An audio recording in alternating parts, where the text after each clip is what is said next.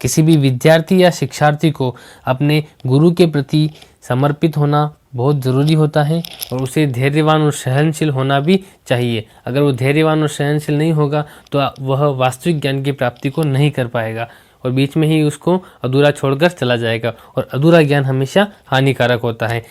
और इसी को हम एक धैर्यवान पुरुष के रूप में एक राजा की कहानी पढ़ रहे थे, जो कि पूरे दिन अपने गुरु से जो इस 3 प्रश्नों के लिए उनके उत्तर ढूंढने के लिए आया था, उसे जवाब नहीं मिला, लेकिन वो पूरे दिन भर धूप में क्यारियाँ खोदते रहा और शाम हो चुकी थी। तो कहानी को हमने यहाँ तक पढ़ा था। कहानी आपने अगर नहीं देखी है तो इसका पहला पार्ट आप देखिए, उसके बाद ये कहानी शुरू कीजिए यहाँ से, ठीक है। और ये बहुत ही अद्भुत कहानी है, आप इसे देखेंगे अंत तक तो आपको ज़रूर ही मज़ा आएगा। तो चलिए, मैं शुभम कुमार आप सभी का आपके अपने YouTube चैनल पर हार्दिक स्वागत करता हूं। चलिए आज की क्लास को हम शुरू करते हैं।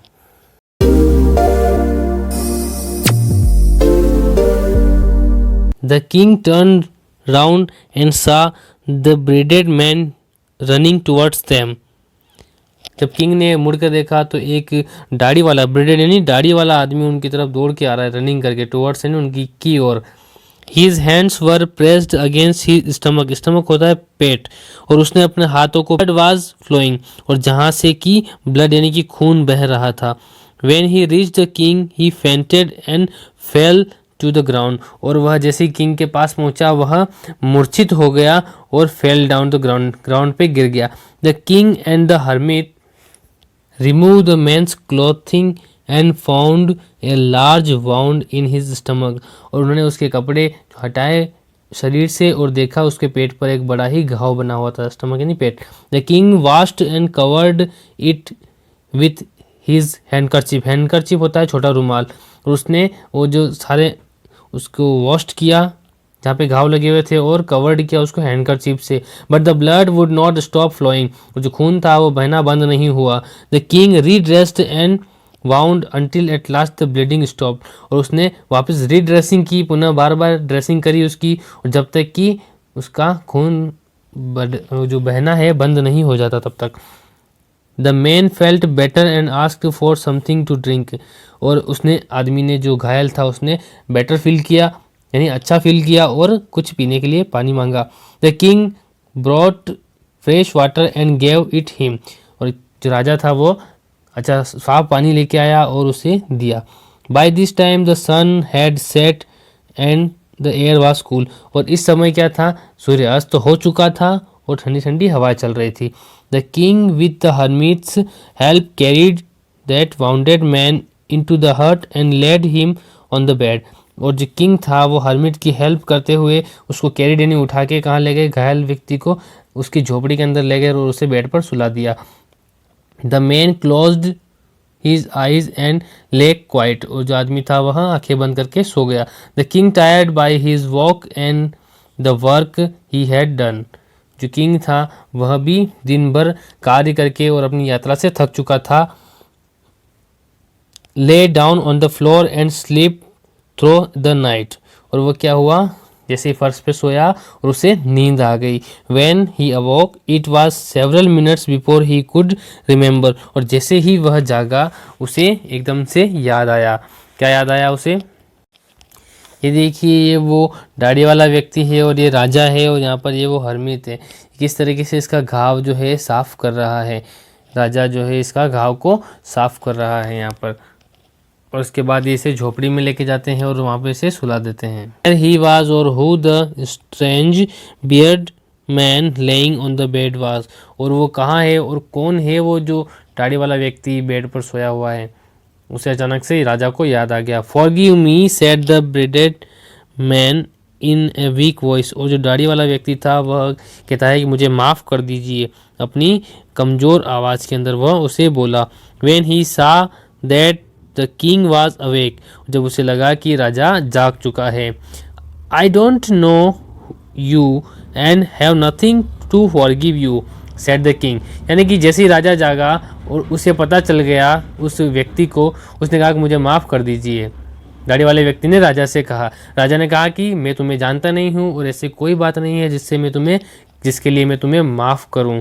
लेकिन क्या होता है देखिए आगे, you don't know me but I know you. वो दाढ़ी वाला व्यक्ति कहता है कि आप मुझे नहीं जानते लेकिन मैं आपको जानता हूँ। I am that enemy of yours, मैं वही आपका दुश्मन हूँ। Who swore revenge on you, जो आपसे बदला लेना चाहता है। Because you put my brother to death and seize my property, क्योंकि आपने मेरी जो है मेरे ब्रदर की जो है उसकी युद्ध में हरा दिया, उसे मार दिया, और जो प्रॉपर्टी है वो आपने उसको जब्त कर लिया। I knew you had gone alone to see that hermit, और मुझे पता है कि आप यहाँ पर इस सन्यासी से मिलने आए थे। And I made up my mind to kill you on your way home, और मैंने यह मानस बना लिया था कि मैं आपको वापिस घर की ओर जाते समय आपको मार दूंगा। ये कौन बोल रहा है? वो ब्रिडेड मैन बोल रहा है। But the day past and you did not return, और जब पूरा दिन बीत गया लेकिन आप नहीं लौटे, तब क्या सोचा उसने देखिए। So I left my hiding place and I came upon your bodyguard who recognized me and wounded me। और फिर क्या किया, मैं अपने छुपे हुए स्थान से बाहर निकला और आपके बॉडीगार्ड तक पहुंचा, और उसने मुझे पहचान लिया और मुझे वाउंडेड यानी घायल अवस्था में पहुंचा दिया।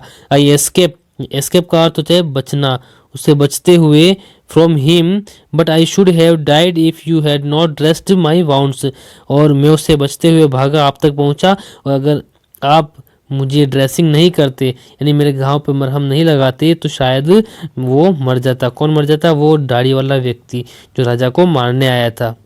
आई विश टू किल यू, मेरी इच्छा थी कि मैं तुम्हें मार दूं। And you have saved my life, लेकिन तुमने मेरी जान बचाई। Now if I live I will serve you as your most faithful servant and will order my son to do the same forgive me. और उसने क्या कहा कि अगर मैं बच गया तो मैं तुम्हारे एक फेथफुल यानी विश्वसनीय सर्वेंट के रूप में तुम्हारी मदद करूंगा, तुम्हारी सेवा करूंगा, और अपने पुत्र को भी यही ऑर्डर दूंगा कि वो भी तुम्हारी सेवा करे, और प्लीज़ मुझे माफ़ कर दीजिए। Forgive me. The king was very happy to have made peace with his enemy so easily. और राजा जो था वह बहुत ही खुश हुआ क्योंकि बिना युद्ध के ही वह शांति स्थापित कर पाया था अपने दुश्मन के साथ बहुत ही आसानी से। And to have won him over has a friend, और उसने उसको अपना मित्र बना लिया था। He not only forgive him but said, उसने केवल उसको माफ़ ही नहीं किया बल्कि और क्या कहा, he would send his servants and his own doctor to look after him. उसने अपने ही सर्वेंट्स और खुद के निजी डॉक्टर को उसकी सेवा के लिए भेज दिया। And he promised to give back the man his property, और उसने उस आदमी को अपनी प्रॉपर्टी देने का भी वादा कर दिया। Wounded man the king went out of the hut and looked round for the hermit, और उस आदमी को, अब सुबह हो चुकी थी, उस आदमी को छोड़ने के बाद फिर वो वापस से उसे अपनी बात याद आ गई, वो उस सन्यासी को ढूंढने लग गया। Before going away he wished once more to get answer to his questions, और एक बार जाने से पहले उसकी इच्छा थी कि वह उस हर्मिट से अपने प्रश्नों का जवाब मिल जाए उससे, बस यही उसकी इच्छा थी। The hermit was on his knees sowing seeds in the beds that had been dug the day before, और वो जो हर्मिट था वो क्या कर रहा था, वो घुटनों के बल बैठकर सीड्स जो बीज होते हैं वो उन क्यारियों के अंदर, बेड्स के अंदर जो बो रहा था, जो कि डग कल खोदी गई थी ए डे बिफोर। ठीक है, जो एक दिन पहले उस राजा ने और उस सन्यासी ने मिलकर खोदी थी, उसमें वो क्या कर रहा था, बीजों को बो रहा था। The king went up to the hermit and said, king उस तक पहुंचा और हर्मिट से बोला, क्या बोला देखिए, for the last time I beg you to answer my questions wise man. Wise यानी कि हे विद्वान इंसान, तुम मुझे अपने लास्ट टाइम में पूछ रहा हूँ कि प्लीज़ मुझे अपने सवालों के जवाब दे दो। उसके क्या सवाल थे? तीनों सवाल थे ना, वही सवालों के जवाब सन्यासी ने क्या अब जाके मुंह खोला और क्या बोला कि तुम्हें तो जवाब पहले से ही मिल चुके हैं। जी हाँ, तुम्हें जवाब पहले से ही मिल चुके हैं। अब उसका दिमाग खराब हो गया, यार मैंने तो अभी तक वो कुछ बोला नहीं, और बोला तो भी एक बात कि तुम्हें सारे जवाब मिल चुके हैं। तो देखिए अब कहानी में मोड़ कहाँ से शुरू होता है, बहुत ही ध्यान से सुनिए इसे और ध्यान से लाइन टू लाइन आप देखिए। सेड द हर्मिट, हर्मिट ने कहा, क्या कहा कि तुम्हें तो सारे सवालों के जवाब पहले ही मिल चुके हैं। Still bending down to the ground and looking up at the king as he stood before him, और वह उसे देखने लग गया, यार ऐसा कैसे हो गया, कब हो गया। How have I been answered, मुझे आंसर कब मिल गए। व्हाट डू यू मीन, तुम्हारा मतलब क्या है, हैं कहीं दिमाग तो खराब नहीं हो गया, ऐसा कैसा, अभी तुम तो कुछ बोले ही नहीं हो, मुझे अपने सवालों के जवाब कैसे मिल गए। तो ये बहुत ही, उसका दिमाग ही घूम गया पूरा तरीके से। अब देखिए वो हरमित क्या जवाब देता है। डू यू नॉट सी, क्या तुम्हें नहीं पता, तुमने नहीं देखा। रिप्लाइड द हरमित, हरमित ने कहा, if you had not pitied my weakness, अगर तुम मुझे दया नहीं दिखाते, यस्टरडे यानी कल, and had not dug this bed for me, और ये तुम डग यानी कि खुदाई नहीं करते ये क्यारियाँ मेरे लिए, और मुझ पर दया नहीं दिखाते, you would have gone away, और तुम यहाँ से चले जाते। देखिए अगर वो संयम नहीं रखता, वहाँ पर नहीं रुकता, और वो वहाँ से क्या होता, चला जाता। Then that man would have attacked you and you would have wished you had stayed with me, और ये आदमी जो भी आया था ये तुम पे अटैक करता, तुम पे हमला करता, और तुम क्या सोचते, तुम विश्ड यानी तुम इच्छा जाहिर करते कि काश मैं वहीं पर स्टेड, वहीं पर रुक जाता हरमित के पास में। करते कि नहीं करते, अगर वो वहाँ खुदाई नहीं करता और चला जाता तो वो आदमी उस पर अटैक करता, और तब जाके वो पछता था कि काश मैं वहीं पे उस आदमी के पास रुक जाता, सन्यासी के पास रुक जाता। So the most important time was when you are digging the beds, इसलिए पहले सवाल का आंसर देखिए यहाँ से क्या है कि सो the most important time was, जो सबसे महत्वपूर्ण समय था वो कौन सा समय था, when you were digging the beds, तुम जब क्या कर रहे थे, बेड्स डिगिंग क्यारियाँ खोद रहे थे।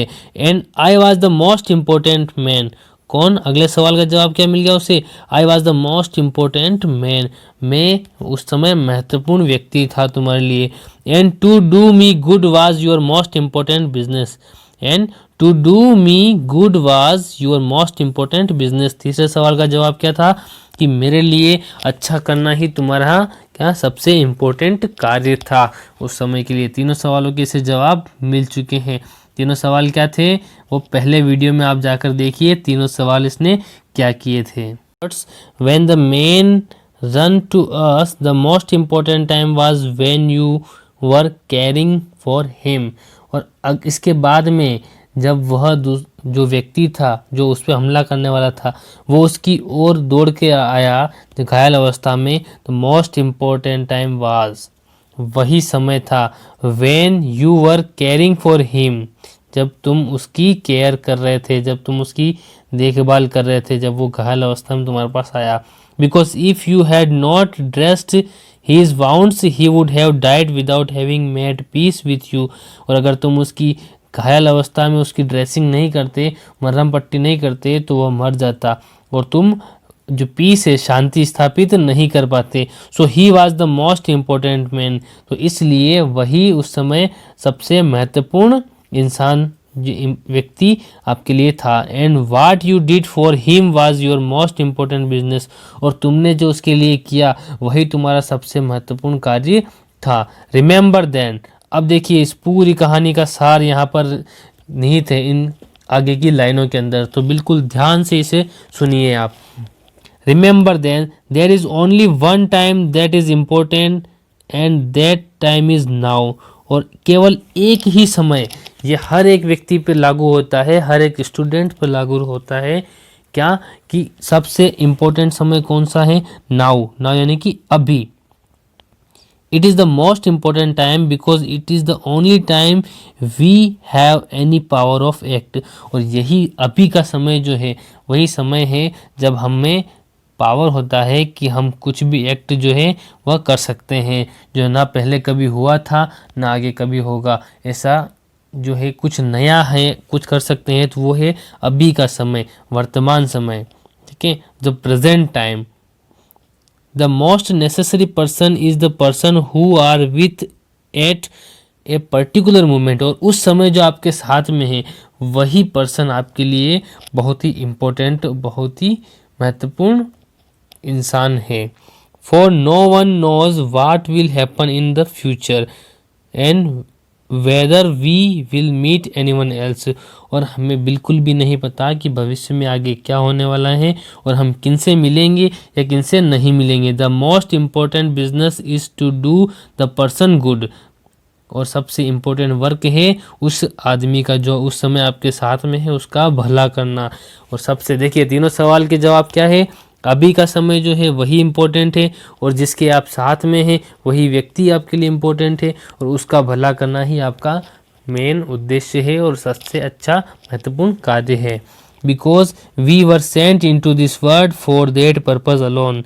और क्योंकि हमें इस दुनिया में केवल इसीलिए भेजा गया है। लियो टॉल्स्टॉय की यह रीटोल्ड कहानी थी, ठीक है। तो बहुत ही इंटरेस्टिंग कहानी थी, आपने देखी है। इसे आप लाइक कीजिए, शेयर कीजिए और चैनल पे नए हैं और अब तक सब्सक्राइब नहीं किया है तो चैनल को सब्सक्राइब कीजिए ताकि आने वाली और भी नई नई कहानियाँ आपको रोचक तरीके से आपको मिलती रहे।